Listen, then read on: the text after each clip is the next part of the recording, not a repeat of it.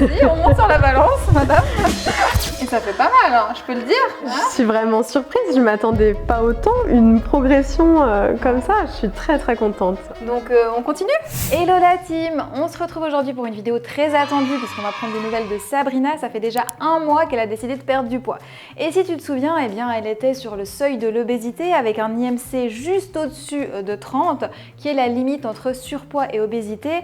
Et ça a été un moment un petit peu difficile pour elle, hein, puisqu'elle était active. C'est difficile de comprendre que dans ce cas-là, on est en situation d'obésité. Comme quoi, oui, on peut faire du sport plusieurs fois par semaine et être obèse. Et justement, elle a d'elle-même réalisé que son poids devenait un souci. Alors je ne sais pas si tu te souviens, mais elle nous expliquait qu'elle a eu son déclic en remontant les escaliers. J'arrivais plus à boutonner mon pantalon, j'étais quand même pas mal essoufflée. Et ça fait maintenant un mois qu'elle a repris les choses en main. Alors dans cette vidéo, on va découvrir ensemble les résultats.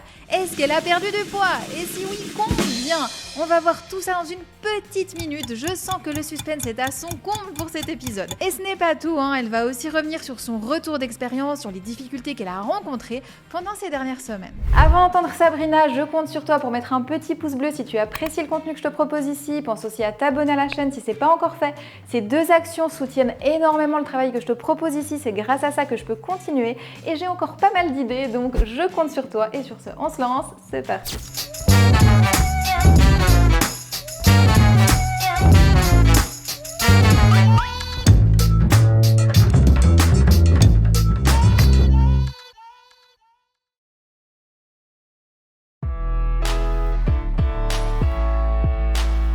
Et voilà, la star de la vidéo est arrivée. Donc bonjour Sabrina, comment tu vas? Bonjour Noémie, super bien et toi? Ça va bien, je suis contente de te retrouver aujourd'hui. Ça fait déjà un mois, franchement ça passe trop vite, c'est fou. Écoute, je te propose qu'on s'installe directement et puis qu'on discute un petit peu. Oui, bien sûr. Bon Sabrina, on est là aujourd'hui pour faire un point de situation, voir comment tu te sens et puis quelle est ton évolution. Donc pour ceux qui nous regardent, je sais qu'ils sont très curieux, donc la première question va concerner ton poids. Comment tu te sens par rapport à ça? Est-ce que tu vois des changements? Alors déjà, je ne me suis pas pesée, donc c'est ce qu'on avait convenu et je m'y suis tenue. Ça m'a pas dérangée, j'y pensais même pas. Mais j'ai quand même vu 2-3 changements déjà, notamment dans mes vêtements. C'est-à-dire que je suis beaucoup plus à l'aise. Je ne sais pas combien de taille j'ai perdu, mais ça va, quoi, je me sens bien. Et il n'y a pas que moi qui ai remarqué ces changements. À vrai dire, mon entourage me fait déjà quelques remarques. Ils voient que ça bouge. Oui, voilà. Donc je suis assez satisfaite par rapport à ça. C'est génial Sabrina, on va regarder ça de plus près dans quelques instants parce qu'aujourd'hui j'ai pris la balance avec moi, donc on verra au niveau des chiffres vraiment ce que ça donne. Mais pour l'heure, je voulais revenir sur ce que tu as dit parce que tu as dit une chose très importante, tu t'es pas pesée. Et toi qui nous regardes, tu penses peut-être que c'est un petit peu bizarre, hein. Elle veut perdre du poids mais il ne faut pas se peser. Eh bien c'est tout l'inverse, hein. Quand on se pèse trop fréquemment, eh bien on peut se mettre trop de pression. Tu veux des résultats immédiats et tu es frustré quand tu vois que les résultats ne sont pas au rendez-vous. Mais quand les résultats ne sont pas là, ça ne veut pas forcément dire que tu fais des bêtises, mais peut-être que tu es juste un petit peu trop impatient. Le résultat de la pesée va surtout avoir un effet émotionnel. Et on sait que les émotions et la nourriture ne font pas bon ménage. Donc on évite de se peser trop souvent et je suis très contente de voir que Sabrina a tenu bon. Donc Sabrina, le programme du jour, ce que je te propose c'est qu'on va commencer par la pesée, comme ça on aura les chiffres, on saura comment tu as évolué. Et puis après, on va parler des moments qui ont été peut-être plus faciles que ce que tu as pensé au cours du premier mois de programme, parce que souvent on se dit ça va être difficile, puis c'est pas forcément le cas. Et puis tu as certainement rencontré des défis, donc on va aussi en parler. Et on va parler des prochaines étapes, donc qu'est-ce qui va se passer pour toi pour la suite. Et puis je crois que tu as aussi amené une recette du programme aujourd'hui. Alors je sais pas encore ce que c'est, mais je me réjouis de voir qu'est-ce que tu as choisi. Et donc Sabrina, est-ce que le programme du jour te convient? Oui, c'est parfait, allons-y. Ok, c'est parti. Bon Sabrina, on y est. Donc tu vas pouvoir te peser et on va donner le chiffre en plus ou en moins. Mais je pense que clairement, on va être du côté moins. Mais bon, on va tester. Hein. Vas-y, on monte sur la balance, madame. Wow! Et ça fait pas mal, hein, je peux le dire. Oui. Eh, mais ça fait 8 kg et 100 grammes en moins. Waouh! Je pense que c'est pas mal là. Ouais. Je suis ravie, vraiment, c'est génial. Elle bouge plus, elle reste sur la balance. Alors, comment tu te sens par rapport à cette bonne nouvelle? Je suis vraiment surprise, je ne m'attendais pas autant, malgré les petits changements que je voyais, mais une progression comme ça, je suis très contente. Merci. C'est top, hein, parce que tu as quand même un objectif de moins 20 kg, donc là on a déjà bien progressé par rapport à cet objectif. Bravo, je suis contente pour toi. Tu m'as aussi beaucoup aidée, faut le dire. Merci beaucoup à toi. Tu as fait le travail, c'est quand même tu as fait le travail. Bon, écoute Sabrina, je suis très contente, mais maintenant il faut faut quand même qu'on s'assure que ces changements soient durables.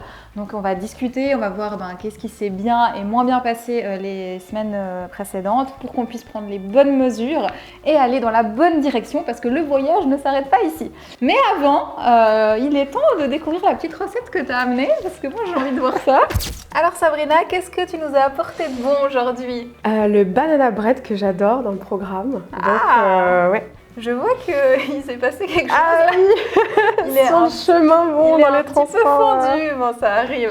J'ai vu que tu as mis de la cannelle dessus, c'est sympa. Moi j'aime beaucoup. bien. J'ai hâte de manger. Tu le fais souvent, tu l'as fait souvent cette recette du programme? Oui, pour mon petit déjeuner. Bon, eh bien, je te propose qu'on ait dégusté ça en reprenant notre conversation. Il y a une tranche qui est un peu plus grande que l'autre. Qui c'est qui prend la plus grande, hein? Ça, c'est la question. Bon, Sabrina, je voulais revenir sur cette perte de poids parce que c'est vraiment impressionnant. Je ne m'attendais pas à ce que ce soit aussi élevé. Donc là, quand même, 8 kg et 100 grammes, c'est beaucoup. Alors, ça arrive, ça, quand on a un grand changement. Dans ce cas-là, tu as complètement changé d'alimentation avec le programme. Donc, c'est clair que ça fait un gros boost. Et puis, quand on a pas mal de poids à perdre, le premier mois, c'est vrai qu'on en perd beaucoup. Et c'est plutôt chouette parce que ça motive à continuer. Mais je dois t'avertir que par la suite, ça va clairement ralentir parce qu'on ne cherche pas une perte de poids trop rapide. C'est pas le but. Il faut vraiment que ton organisme ait le temps de s'adapter. D'accord. J'ai un peu conscience, oui, qu'effectivement, dans le temps, le poids va diminuer, mais ralentir. Donc, pas de problème avec ça. Idéalement, on vise une perte de poids de 1 kg par semaine. Mais ça, c'est sur la durée, ce qui signifie que la perte de poids suit différentes phases. Et c'est pour ça qu'on se voit aujourd'hui, pour discuter des ajustements et planifier les prochaines étapes pour être sûr que tu continues sur la bonne voie. Donc est-ce que jusque-là, tout est clair pour toi? Oui, complètement. J'ai hâte de poursuivre et j'ai bien conscience que je vais pas perdre autant, mais ça va ralentir. T'es ok avec ça? Ouais. Bon, du coup, c'est parfait, Sabrina. Écoute, moi, je te propose qu'on déguste ce banana bread parce que là, j'arrête pas de parler. Et on le tient dans les mains, donc il est temps. Allez, Alors, bon appétit. Merci. On y va. Oui, trop bon. La cannelle, c'est très sympa. Ça joue vraiment un petit truc sympa. Ça se marie bien avec la banane et puis je trouve ça délicat au final. Alors, je sais pas, c'est une recette que tu as fait déjà souvent dans le programme? Oui, je le fais surtout au petit déjeuner. C'est assez rassasiant, ce qui fait que pendant la matinée, j'ai pas de fringales. Donc, c'est une de tes recettes favorites, c'est pour ça que tu l'as choisie aujourd'hui ou c'est parce que c'est la plus conviviale à partager? Je trouve qu'elle est vraiment bonne. En vrai, la banane, moi j'adore ça de base. Et puis, les ingrédients qu'on y ajoute, l'avoine, etc. Enfin, c'est parfait pour un petit déjeuner et c'est rapide à faire en plus. Moi, c'est une recette que j'aime beaucoup faire aussi. Bon, c'est aussi pour ça qu'elle est dans le programme. Je trouve qu'elle est facile à partager quand tu vas en visite ou comme ça. Je trouve que c'est pratique à amener. Et puis, tu le fais une fois par semaine. Après, tu l'as régulièrement, que ce soit pour le petit déjeuner ou pour la collation. Et puis, moi, ce que j'aime bien faire, c'est faire des petits sandwichs avec. Donc, je prends les tranches, je les découpe en deux et je mets un petit peu, par exemple, de purée de cacahuètes ou de purée d'amandes, des petites rondelles de banane. Donc, j'aime bien faire ça. D'accord. Et puis, j'aime bien aussi faire des... j'appelle ça du pain... C'est pas du pain perdu, c'est du banana bread perdu. Quand il arrive à la fin, souvent, je le fais revenir dans la poêle avec un blanc d'œuf ou comme ça. Ok. Et ça donne un petit touche en plus. Donc, à tester si jamais tu veux encore d'autres variantes. Super intéressant, je vais prendre note. Et du coup, Sabrina, est-ce que maintenant tu peux nous parler des moments plus délicats que tu as pu rencontrer dans le programme? Oui, tout à fait. De base, moi, je ne cuisinais pas du tout. Donc, la mise en marche du programme, j'appréhendais énormément parce que je prends du temps, du coup, pour ça en cuisine. Et finalement, je m'y fais très bien. Et je suis ravie parce que c'est un gain de temps. Ouais, tu as investi du temps à un certain moment. Voilà, c'est ça. Tu retrouves dans la semaine. Ouais, c'est tout à fait adaptable à mon planning, à mon quotidien. En fait, tu gagnes en liberté grâce à ça. Ouais, c'est ça.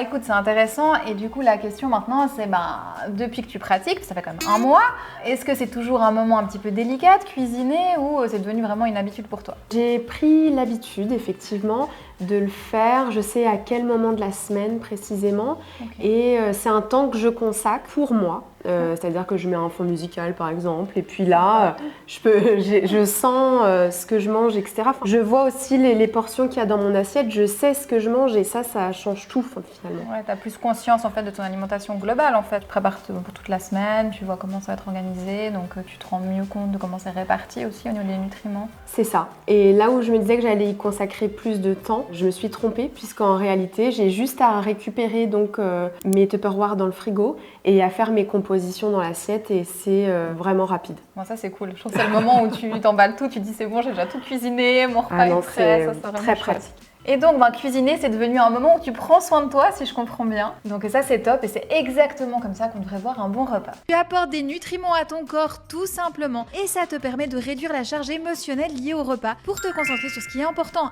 apporter la bonne quantité de bons nutriments. Et est-ce que tu as essayé de combiner justement tes préparations, de faire ça d'un coup le week-end? Comment tu t'es organisée?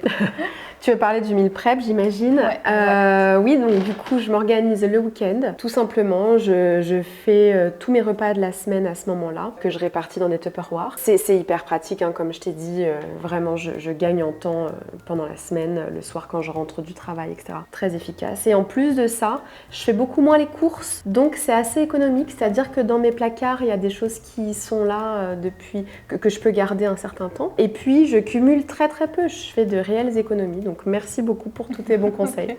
Bon, c'est top, c'est vrai que c'est quelque chose qui revient souvent quand on passe à une alimentation saine et équilibrée.